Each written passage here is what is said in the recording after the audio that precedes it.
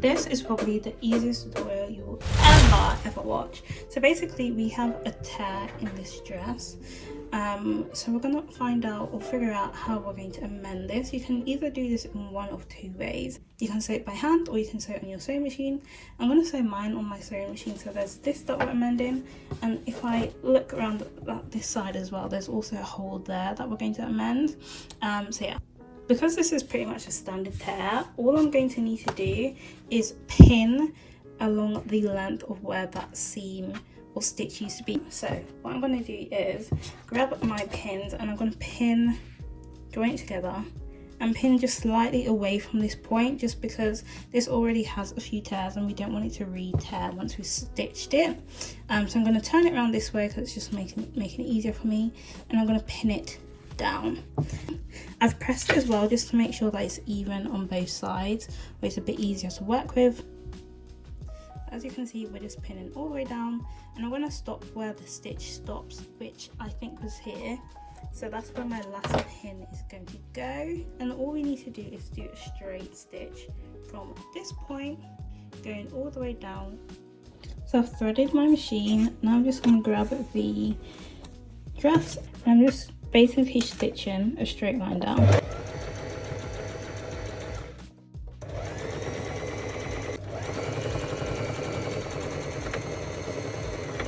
So I've just stitched down to where the thread that was there before has stopped, and then I've done a back stitch to lock that in place. So we fixed hole number one, or problem number one. Now we need to fix this hole. To do that, I have my needle that I have threaded. So I'm placing my hand underneath the hole so I can see exactly where I need to stitch.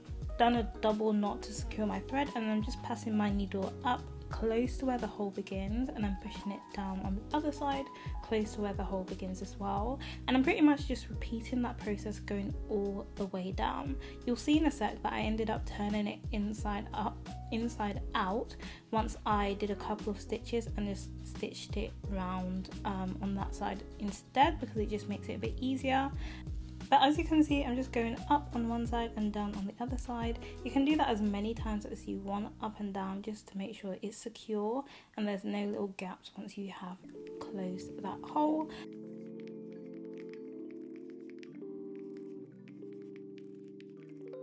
Once you have, be sure to do a double knot at the back before cutting your thread off, just to make sure that the thread or the stitches that you've made don't become undone and the hole doesn't reappear.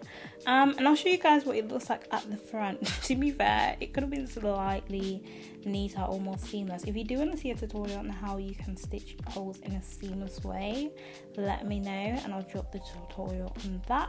But yeah, let me know if this video was helpful, and I will see you in the next one. Check out this video next. See you guys, bye.